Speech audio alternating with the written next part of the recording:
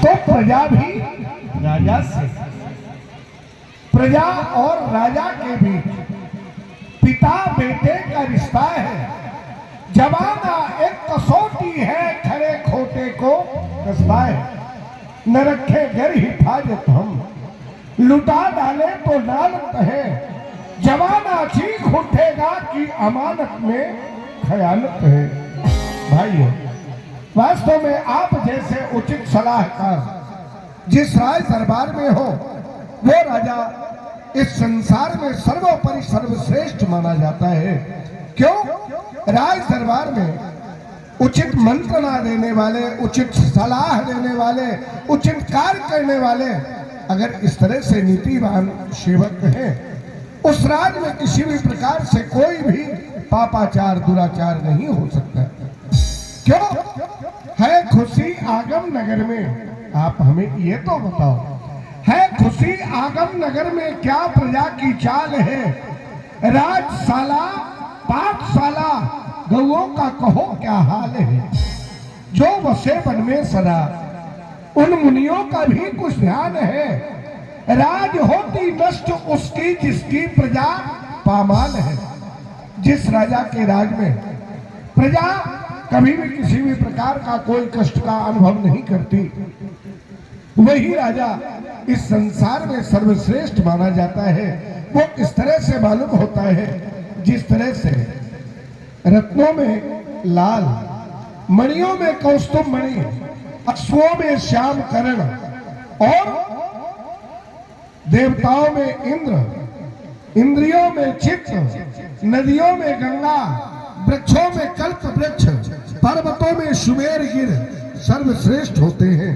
ठीक उसी तरह से वो राजा राजाओं के मध्य में एक चक्रवर्ती सम्राट की पदवी प्राप्त करता है और उसे ये समस्त छोटे छोटे राजा अपना बड़ा महाराजा मान करके उसका आदर अभिनंदन किया करते हैं। राज में कहो किसी भी प्रकार से कोई अशांति तो नहीं, किसी को किसी भी प्रकार का कोई कष्ट तो नहीं। क्यों? जब से हमारे गुरुदेव की पूर्णतः परम कृपा हुई है, महलों में 4 पुत्रों की प्राप्ति हुई है, तब से महलों में कोई न कोई संत मुनि महात्मा मनीषी इनका पदार्पण होता ही रहता है। उनको आने में किसी भी प्रकार का उनको कोई कष्ट न हो। वो जिस अभिप्राय को लेकर के आए, उनके अभिप्राय संकल्प विकल्प की पूर्ति होनी चाहिए। कोई भी ऐसा संत हमारे द्वार से वंचित तो हो करके न जाए, ये न कहे महाराज दशरथ के दरबार में जा करके भी और हमारे कामनाओं की पूर्ति नहीं हो पाई। तो क्या समाचार है? महाराज, यहाँ आप जैसे महाराज विद्यमान हो, वहाँ प्रजा को, वन में रहने वाले ऋषि मुनि महात्माओं को कष्ट हो सकता है? कदापि नहीं हो सकता। महाराज, खुशहाली है चौं तरफ। आपके इस राज्य में सर्वत्र आनंद ही आनंद देखने को प्राप्त हो रहा है। ऋषि मुनि महात्मा प्रजावासी सब आपके जय जय नाम की, आपके नाम की जय जयकार कर रहे हैं। आपके राज्य में है दूध पूत से आबादानी, शेंग और बकरी पीते हैं एक घाट का पानी। आपके इस राज्य में सर्वत्र यत्र तत्र सर्वत्र जहां पर भी दृष्टि उठा करके हम देखते हैं, उधर सब प्रकार का आनंद ही आनंद दृष्टिगोचर होता है। किसी प्रकार का कोई भी अमंगल दृष्टिगोचर नहीं होता। यज्ञ हवन जप तप पाठ पूजा, यज्ञशालाओं का निर्माण, पाठशालाओं का निर्माण, चटशालाओं का निर्माण बड़े निर्विघ्नतापूर्ण संपन्नता की ओर चल रहा है।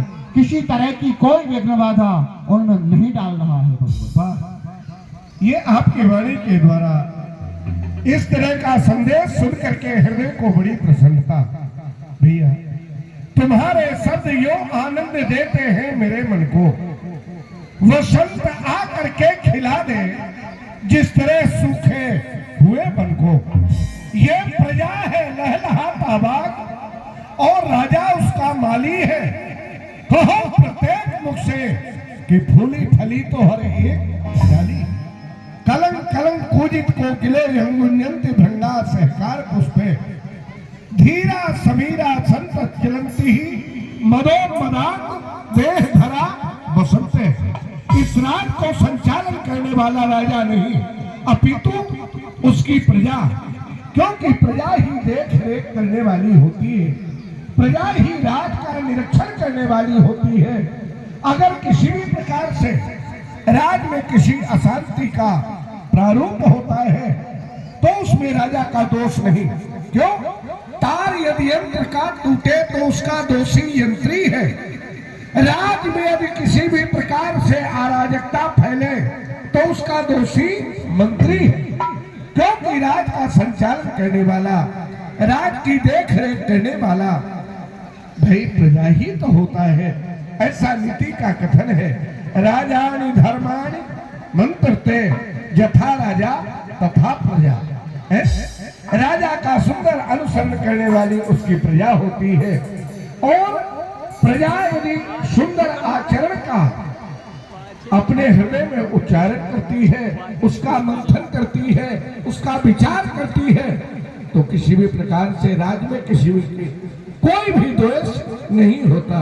हमारे राज का कोई नवीन समाचार हो या कि कोई महापुरुष हमारे यहाँ तक पदार्पण करके आया हो, उसके आने की सूचना हम तक जरूर मनोरथ जात लाग नहीं करे न जन सरयू जल गए भूधरवा सियावर मैं ऋषिराज के चरणों में प्रणाम करता हूँ। कल्याण हो।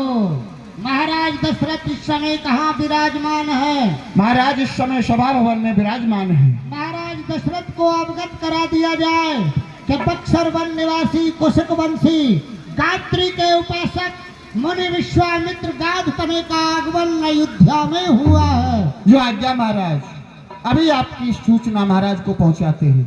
महाराज के जीवन की जय जयकार हो। भैया महाराज संदेशा लाए हैं। महाराज बक्सर वन निवासी गायत्री के परम उपासक, सृष्टि के द्वितीय निर्माता महामुनि विश्वामित्र जी का आपकी प्रथम डोरियों पर पदार्पण हुआ है। अहो भाग, अहो भाग, आज मैं अपने भाग्यों की प्रशंसा किस प्रकार से करूं। ऐसे मनीषी अगर हमारे द्वार पर आए हैं तो उनके सम्मान के लिए हमारा उचित धर्म ये है, हम स्वयं ही प्रथम द्वार तक चले और उनको आदर अभिनंदन के शहर अपने दरबार में लाए। वो आए मेरे यहाँ, धन्य हमारे भाग, चलो करें स्वागत उनका, क्योंकि भाग्य उठे हैं जाग। ऐसा कहते हैं, संत मिलन को चलो सब तज माया अभिमान, जो जो पग आगे धरे तो कोटिन यज्ञ समान। संत से मिलने के लिए, ऐसे तपोनिष्ठ से मिलने के लिए जितने ही कदम आगे की ओर रखे जाते हैं, उतने ही यज्ञों का फल उस प्राणी को सहज में प्राप्त हो जाता है। इसलिए हमें वहां चलना परम आवश्यक। आप समस्त पूजा की सामग्री ले लें, उन्हें आदर सहित हम अपने दरबार में लाएंगे। मुनि आगमन सुना जब राजा, मुनि आगमन सुना जब राजा, मिलन गयो सेन समाज, मिलन गयो सेन समाज, करे दंडवत मुनि सन्मान, निज आसन बैठा रे आए, निज आसन बैठा रे आए, चरण पखार कीन अति पूजा, मौसम आज धन नहीं दूजा। महाराज दशरथ की भागों को आज कौन सराहना करता है? आहा, आज मैं अपने भाग्यों की प्रशंसा स्वयं नहीं कर पाता। अगर भाग्यों की प्रशंसा स्वयं करूं तो वाणी के नेत्र नहीं है, और नेत्रों के द्वारा अगर प्रशंसा करना चाहूं तो नेत्रों की वाणी नहीं। आज मुनीश्वर के चरण धो करके मुझे वही पुराना समय याद आ गया जब हमारे पूर्वज महाराज भगीरथ अपने पूर्वजों को उतारने के लिए इस धराधाम पर माता गंगा को लेकर के आए थे। रही थी कुछ दिनों तक जो कि ब्रह्मा के कमंडल में रही थी, घूमती फिरती जो शिव के केस मंडल में। भागीरथ जिसको लाए थे इस भारत देश पुण्यशाली में, वही गंगा की लहरें तो आज उठ रही हैं थाली में। आज वही गंगा की लहरें स्पष्ट दर्शी दर्शनाभिलाषी एवं दर्शन दे रही हैं। भैया आज मैं अपने भाग्यों की प्रशंसा करते करते मैं थकित नहीं हो रहा हूं, इसलिए ऐसा सुंदर सौभाग्य, ऐसा सुंदर अवसर फिर दोबारा नहीं आने वाला। हमारे बालकों को बुलाया जाए, श्रेष्ठ के चरणों में प्रणाम कराएं। ये आज्ञा महाराज। सावधान, चारों ही राजकुमार सभा भवन में पधार रहे हैं। कौन चरण में लागत चारे, कौन चरण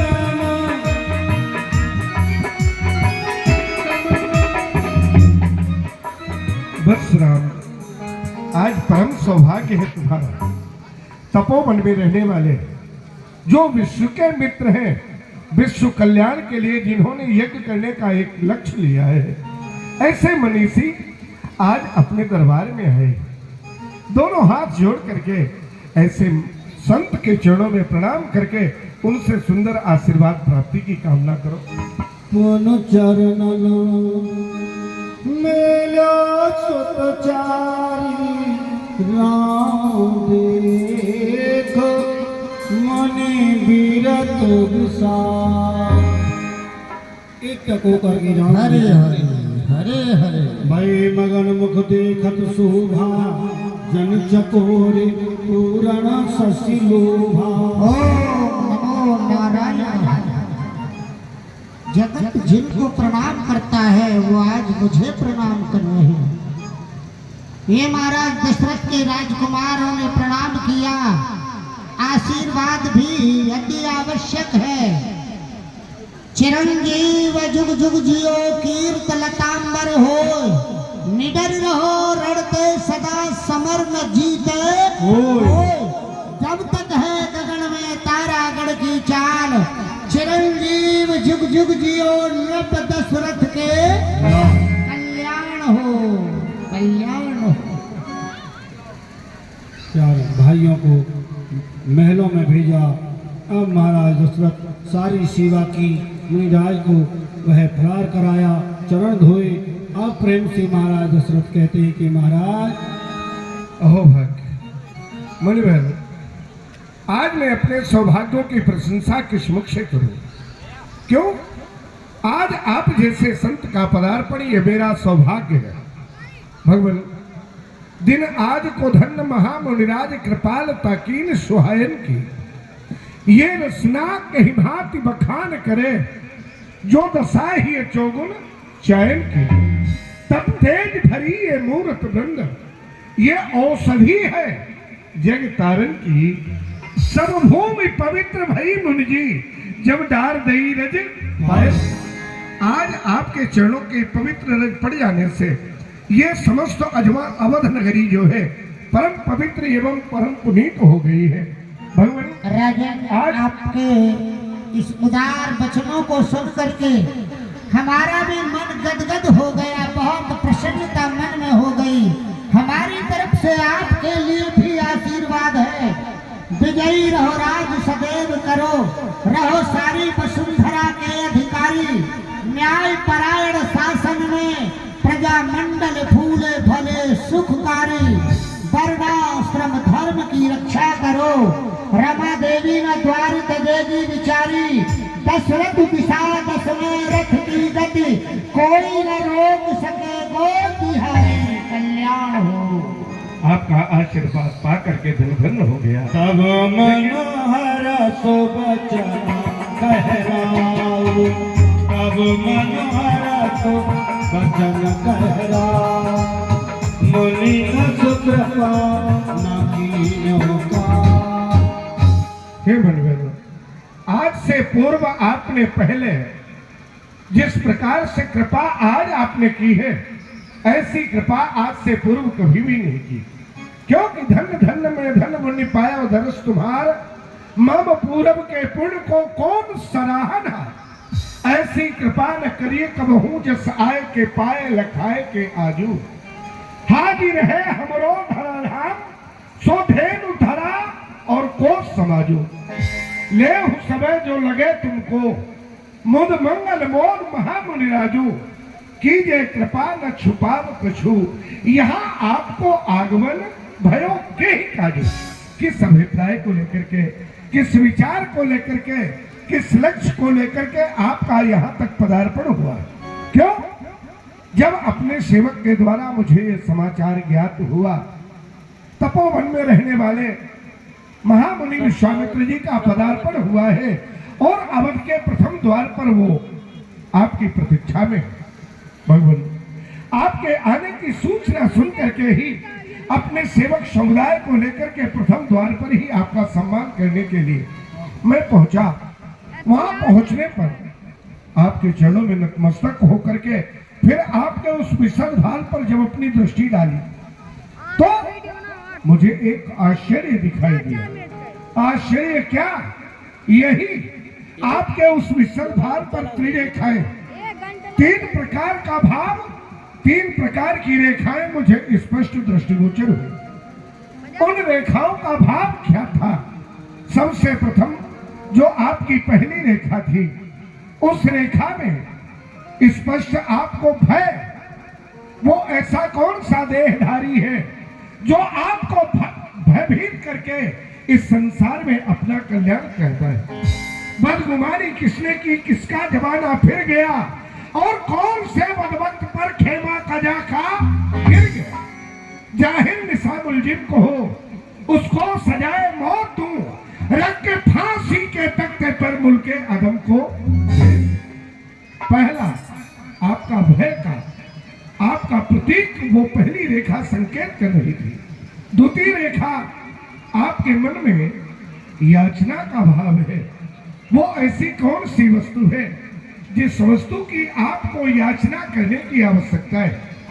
लेकिन जब तृतीय भाव में मैंने दृष्टि डाली तो उस दृष्टि डालने पर मुझे स्पष्ट संकोच, आपकी याचना तो है लेकिन याचना के साथ आपके हृदय में संकोच है।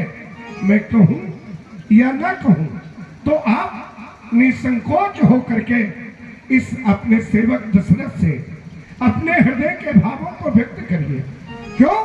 तन से, मन से, वचन से, दिल जान से, देह प्राण से, संतलन से, द्रव्य से, दौलत से और संतान से सब तरह हाजिर हूं भगवान। क्या मुझे इनकार है? सब कुछ है स्वामी आपका, ये सेवक तो पहरे। आप कृपा करके संकोच को न रखें। आप अपने हृदय में निसंकोच होकर के किस अभिप्राय को लेकर के, किस संकल्प विकल्प को लेकर के आपका यहाँ पदार्पण हुआ है, कृपा करके आप उसे व्यक्त तो करें।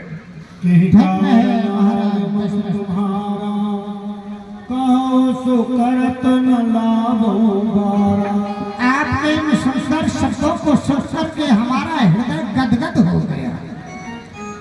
आप क्यों नहीं, आप जैसे ज्ञानी राजा नहीं समझेंगे आने वाले के अभिप्राय को, तो फिर कौन समझ पाएगा?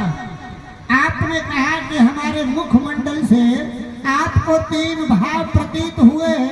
प्रथम भय, द्वितीय याचना और तृतीय संकोच। यथार्थ में सत्य है, आपने सत्य पहचाना। वो तीनों भाव लेकर के हम अयोध्या में आए हैं।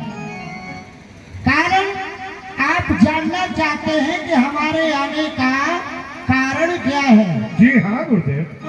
असुर समूह सतावैनु, असुर समूह सतावैनु, मैं जाचन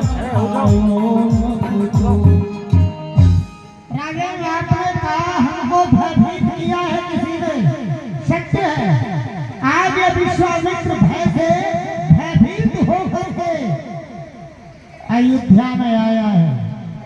और आने का कारण क्या है?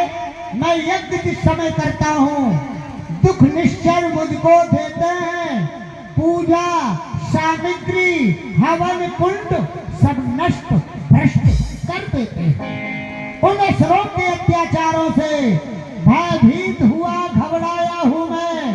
रक्षा सहायता दो वस्तु तुमसे लेने को आया हूँ मैं। हरे हरे। महाराज दशरथ, असुरों के अत्याचारों से, क्योंकि मैं जिस समय यज्ञ प्रारंभ करता हूँ, मारीच और सुबाहु निशाचरी सेना के साथ आकर के उस यज्ञ को विध्वंस कर देते हैं। आपसे आशा लेकर के आया हूँ, रक्षा और सहायता दो वस्तु। आपने कहा रक्षा और सहायता, जरा विचार करके तो देखिए, रक्षा और सहायता में भेद है। भेद क्या है? रक्षा वो है, रक्षा अगर किसी की करनी है तो रक्षा पास में रह करके ही की जा सकती है। हमें किसी भी प्राणी की रक्षा करनी है तो रक्षा समीप में रह करके करेंगे। लेकिन सहायता का जहां विषय है तो सहायता दूर से रह करके भी की जा सकती है। आपको किसी वस्तु की आवश्यकता है तो उस वस्तु की पूर्ति कर दी गई, आपकी सहायता हो गई। लेकिन रक्षा किसके माध्यम से और सहायता किसके माध्यम से? आपने कहा असुरों का समूह हमें सताता है। सत्य कहता हूं, आज तक किसी सेवक के द्वारा ये समाचार हमें ज्ञात नहीं हुआ। ऐ मुनि जी, सुनाई है क्या दास्तां राक्षसों का रहा, भय हमारा नहीं। कष्ट देते तुम्हें रात दिन इस कदर, लफ्ज जाता है मुझसे सहा ही नहीं। खून सुनते ही मेरा उबलने लगा और कलेजा भी हाथों उछलने लगा। हाथ दुष्टों का आप जैसे ऋषियों पर चलने लगा। राज का भी जनाब है बिचारा नहीं। वो कैसे मूर्ख मतिमंद है जब आप संसार के कल्याण के लिए ही इस बाणे को धारण किए। लेकिन आप जैसे तपोनिष्ठ को भी और उन असुरों का समूह सताता है, ये जानकारी अगर मुझे अपने सेवक के द्वारा होती तो अवश्य ही आपकी रक्षा वही होती। लेकिन आप कहें, निसंकोच होकर के कहें। महाराज दशरथ, आप जानना चाहते हैं कि सहायता किसके द्वारा और रक्षा किसके द्वारा? आपके दरबार में आया हूँ, आप अयोध्या नरेश हैं। महाराज दशरथ, आपसे मुझे सहायता चाहिए, सहायता आपके द्वारा। और जो रक्षा का विषय है उसे स्पष्ट करने में संकोच हो रहा है। जो तृतीय भाव आपने कहा कि हमारे हृदय में संकोच है, यथार्थ है। संकोच इस कारण से है कि पहले कभी किसी से कुछ मांगा नहीं है जी। राज सुख हमको भी प्राप्त हुआ है। राज सुख का त्यागन करके हमने ये गेरुआ वस्त्र धारण किया है, और वो भी परोपकार के लिए। आज कुछ याचना करने के लिए आए हैं। याचना करते हुए भी संकोच हो रहा है कि कहीं हमने अपनी जिज्ञासा प्रकट की और कहीं महाराज दशरथ ये सूर्यवंशी नेपाल इनकार कर दे तो हमारे आना और यहाँ मांगना कहीं व्यर्थ न चला जाए। क्योंकि महाराज दशरथ में दान वहां से लेता हूँ, देने में जहाँ सुविधा हो उस दान को छूता भी नहीं। पीछे से जहाँ फजीता हो, दान वही अति उत्तम है जिससे दानी ने दुख न माना है। जिस दान से दानी दुख माने वो दान नहीं, जुर्माना है। परंतु मैं आपसे दान मांगने नहीं आया। भगवान, आपने कहा दान दाता के हृदय में दान देने के उपरांत अगर किसी भी प्रकार का विचार उत्पन्न होता है तो वो दान दाता कहलाने का अधिकारी नहीं, वो अवश्य ही नरकगामी होता है। क्योंकि दान प्रिय वस्तु का देना ही दान कहलाता है। अप्रिय वस्तु का कोई देना वो दान नहीं, वो तो त्याग है जिस वस्तु से अरुचि है। लेकिन आपने कहा दान देने के उपरांत दान दाता अगर किसी भी प्रकार से विचार करें, जरा विचार कीजिए, अगर दान देने के उपरांत तो दानदाता के हृदय में किसी भी प्रकार से कष्ट हुआ, वो दानदाता कहलाने का अधिकारी नहीं, वो तो दानदाता के नाम को कलंकित करने वाला वो पाखंडी है, ढोंगी है, वो तो केवल संसार को दिखावा दिखाना। भगवान, आप तो जानते हैं जिस कुल में आप पदार्पण किए हैं, इस कुल का नाम रघुवंश है और रघुकुल रीत सदा चली आई, प्राण जाहि पर वचन न दे। यह रघुवंशियों का सनातन नियम था, चाहे उनके प्राण क्यों न चले जाए, लेकिन उनके वचन कभी मिथ्या नहीं होते। आपने कहा मैं दान वहां से लेता हूं, देने में जहां देने वाले को सुविधा हो। भगवान, जरा विचार कीजिए, दान दिया और दुख माना, वो दान ही क्या और दानी क्या? दान की महिमा समझी नहीं और दे दिया दान, वो प्राणी क्या है? दे दिया दान जब अपने हाथों से और मन को उसके कष्ट हुआ तो लेता और देता, ये दोनों डूबे, सब दिया दिलाया नष्ट हुआ। मैं आपको विश्वास दिलाता हूं, आप ध्यान देकर के मेरी वाणी को सुने। भगवान, तजे आकाश तारागण, तजे सूरज दिशा अपनी, तजे गंभीरता सागर, तजे ठंडक हवा अपनी। हिरण खेले महासागर और जल की मछलियां थल में, न फूलों में सुगंधी हो और न शीतलता रहे गई। हिमालय की बने रचकर कहे मोती भी पत्थर को, अनल हो चांद से पैदा और बहे गंगा भी उत्तर को। कहा एक बार जो मैंने वही अंतिम कथन होगा, कसम है धर्म की मुझको नहीं झूठा वचन हो। मैं धर्म की साक्षी करके कहता हूं, मिथ्यावादी नहीं। आप जो कहेंगे, आपको कहने में विलंब हो सकता है, लेकिन दास के करने में विलंब नहीं।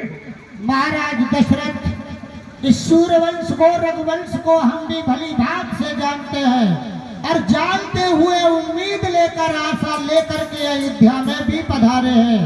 तो क्या हम आपके इस दिए हुए वचन पर विश्वास करें राजन? इच्छा प्रकट करें, क्या याचना करने आए हैं? महाराज दशरथ सुनो, हमारी याचना क्या है? अरे अनुज समेत देव रघुनाथा, अनुज समेत देव रघुनाथा, निश्चर बध में हो सनाथा। महाराज दशरथ, हमारी याचना क्या है? क्या इच्छा लेकर अयोध्या में हम पाए हैं? जी भगवान, तुम्हारे ही दिव्य तपोवन में वहां दुष्टों के द्वारा सताया हुआ हूँ, महाकष्ट में देख तपस्वियों को भयभीत हुआ, घबराया हुआ हूँ। हरे कृष्ण उपाय न मेरा चला, तब आश्रय लेने को आया हुआ हूँ।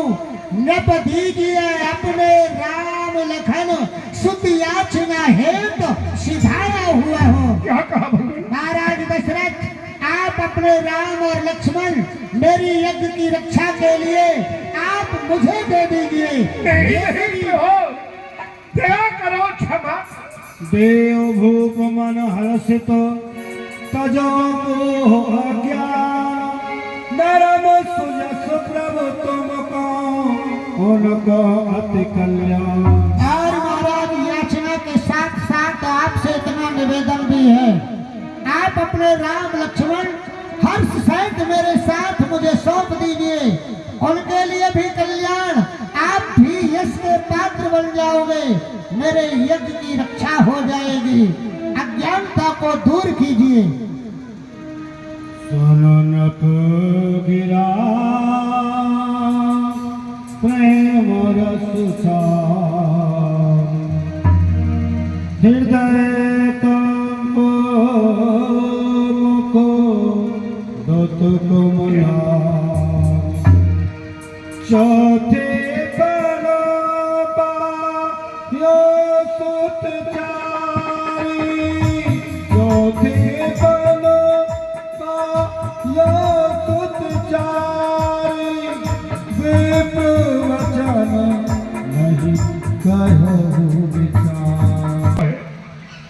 हे विप्र, आपने अपने वचन विचार करके मुझसे कहा ही नहीं, जरा विचार तो कीजिए। अति प्रियवाणी लगी उर्मे विष के कटुघूट पिए नहीं जाते, सुत अंतिम आयु में प्राप्त हुए निज नैनों से दूर किए नहीं जाते।